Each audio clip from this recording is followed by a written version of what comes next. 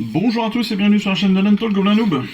Aujourd'hui on se retrouve sur notre fascicule numéro 60. Et sur ce fascicule numéro 60, on est en vidéo de peinture avec une technique cette semaine, ce sont les glacis. Et on va apprendre tout ce qu'il y a à savoir sur les glacis. C'est donc c'est une technique qui va nous permettre en fait, comment dirais-je, de peindre notre figurine par des couches très fines, des couches qui vont passer progressivement donc d'une couleur à une autre, comme on le voit ici. Tout cela donc soit en augmentant un petit peu la peinture à chaque fois, soit en augmentant l'eau un petit peu, le fluidifiant, notre comment ça s'appelle, j'ai perdu le mot, notre médium pour justement soit augmenter la couleur, soit abaisser la couleur de notre figurine en fonction des espaces. Pour préparer un glacis, on a plusieurs techniques. On va préparer un glacis en diluant la peinture sur notre palette jusqu'à ce qu'elle soit presque translucide. D'accord ? Ça, c'est la première étape. Et puis après, en fait, on va venir rajouter, on va appliquer de nouveau des couches de peinture successives sur notre figurine, ce qui va nous permettre à la fois d'assombrir les différentes zones, mais aussi de pouvoir en faire des zones de transition hyper professionnel presque, parce que justement on va aussi pouvoir réduire notre taille de peinture, notre surface de peinture, pour amener des transitions de couleurs entre du clair et du plus foncé avec différentes couches qui seront donc de plus en plus petites et qui permettront d'avoir des couleurs de plus en plus intenses. A l'inverse, on peut aussi appliquer un glacis d'une couleur claire sur une couleur sombre. Donc ça veut dire quoi? Ça veut dire que sur une couleur sombre, notre couleur claire va être forcément impactée.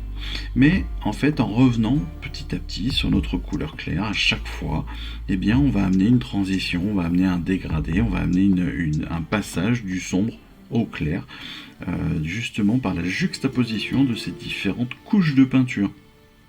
Voilà, et au fur et à mesure de nos applications, la couleur va gagner donc en intensité, en clarté, et on va obtenir une teinte qui sera beaucoup plus forte, beaucoup plus couvrante que celle qu'on aurait pu avoir au début, tout simplement par cette, encore une fois, par cette accumulation d'épaisseur de peinture très claire sur une peinture plus sombre. Et c'est vraiment ce qu'on va venir chercher, entre autres, quand on va avoir aussi des grandes zones à peindre.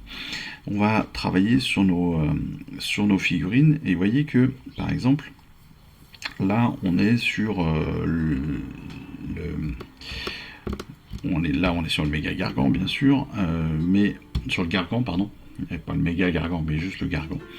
Et là, on est sur j'ai le mot cruchat dans la tête, mais je suis plus sûr que ce soit ça. C'est donc le fils de Gork. Et en fait, ce que l'on va faire, c'est qu'on va venir se recentrer sur une même zone. C'est-à-dire que petit à petit, on va venir appliquer les zones les couches de peinture en zones de plus en plus petites pour amener de plus en plus de profondeur à notre peinture sur une zone précise, et pour amener encore une fois des transitions qui vont toujours être hyper fines, parce que comme on réduit petit à petit sur des zones de plus en plus petites avec le même type de peinture qui est assez liquide, eh bien on va venir appliquer une multitude de couches qui va faire que nos transitions sont très fines et que notre résultat sera très précis, très fort. On prend par exemple un glacis avec de la peinture shade. Oui, parce qu'on peut le faire aussi avec de la peinture shade. Les peintures shade sont donc assez translucides et donc idéales pour un glacis. C'est vraiment l'idée. Le but du jeu, c'est des peintures qui soient très translucides ou très diluées. Et on n'aura pas forcément besoin de les diluer trop, d'ailleurs, sauf si on fait trop sécher le tout. Mais dans cet exemple-là, on est sur le slow god des marais. On commence par un léger ombrage, et puis on va reprendre un petit peu, et puis on va reprendre, et reprendre, et reprendre, et reprendre, encore une fois, en réduisant la surface de peinture. Et vous voyez que on va avoir sur l'extérieur des bras des zones assez claires, parce qu'il n'y aura eu qu'un passage, et sur toutes les arêtes, sur les parties les plus visuelles, les plus lumineuse, on va dire, on aura plus de présence de peinture et donc plus de couleurs. Et c'est ça qu'on va venir rechercher, vous voyez. Et tout cela avec une transition qui va se faire toute seule. Parce qu'en fait, comme on réduit petit à petit notre zone de peinture, avec une peinture qui est très liquide, très fine, eh bien on va pouvoir amener vraiment beaucoup de détails au final, et surtout de transition. Pareil, avec de la peinture contraste. La peinture contraste, c'est aussi assez translucide, hein, c'est comme les shades. Et c'est aussi intéressant parce que les pigments sont presque plus importants, que sur les shades classiques. Donc on peut bien sûr diluer un petit peu ces peintures contrastes, mais c'est même pas forcément obligatoire. Et on va arriver comme ça à aller sur des plus petites zones, toujours. On prend là par exemple, je suppose qu'on est parti avec un autre Skeleton Horde, et vous voyez qu'on va l'amener petit à petit sur des zones plus ou moins importantes pour amener justement ce dégradé et pour entraîner cet effet visuel qui fait que on est du plus clair au plus sombre, ou inversement, comme on le disait tout à l'heure, du plus sombre au plus clair, en partant sur des zones, des figurines qui sont peut-être plus sombres justement au départ.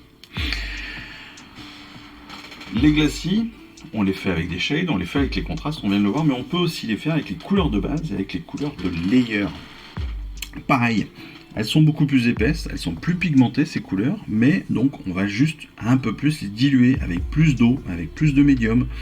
Et donc on va aussi, de la même façon, passer X couches, 3, 4, 5, 6 couches différentes, on va laisser sécher bien sûr entre chaque, et puis à chaque fois on va réduire encore une fois la zone de traitement de notre figurine.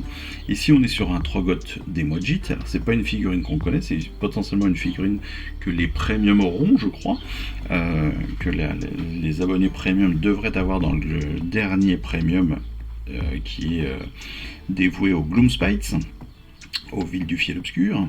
Et ce Trogoth, eh bien vous le voyez, on a mis une couche de base, je dirais violette, ou rose sur tout le corps, et puis après on va venir donc définir des zones un peu plus importantes, un peu plus prononcées, en repassant une multitude de fois sur le dos, sur les bras, sur les mains, sur la tête, pour amener donc cette différence comme cela de peinture qui va évoluer du plus clair jusqu'au plus foncé avec toutes les zones qu'on aura redéfinies. Et c'est vraiment ça qu'on va rechercher encore une fois avec le glacis. Soit donc à partir d'une zone claire aller vers du plus profond, soit avec de la peinture claire sur des zones un peu sombres aller vers du plus éclairé, du plus éclairé tout simplement. Voilà. J'espère que ces explications seront assez claires pour que vous ayez compris le principe. Encore une fois, l'idée, elle est simple. Que ce soit avec des shades, des contrastes ou de la peinture classique, c'est de la peinture qui est quand même assez diluée sur laquelle on va passer en multiples couches. Multiples couches, on va très souvent réduire de taille pour qu'on amène de la peinture sur certains éléments et que en plus les transitions se fassent naturellement petit à petit et de façon le plus claire et propre possible. Voilà la technique du glacis, j'espère que cette vidéo vous aura plu, on se retrouve très très vite pour la vidéo de la semaine pour les règles de notre dernier plan de bataille, je crois d'ailleurs, de la campagne. Et puis en attendant, moi je vous souhaite à tous une excellente fin de semaine, puis je vous embrasse. Allez, ciao, bye bye. Je vous remercie d'avoir suivi cette vidéo. Si ça vous a plu, eh bien abonnez-vous, lâchez un petit like et un commentaire et suivez-moi sur Instagram où je poste régulièrement des photos de mes dernières réalisations et dernières peintures. Et puis comme il est maintenant de tradition sur la chaîne, je vous souhaite une excellente fin de journée et surtout, lisez bien, collectionnez bien, assemblez bien, peignez bien et jouez bien. Allez, je vous embrasse et puis je vous dis à très vite. Allez, ciao, bye bye.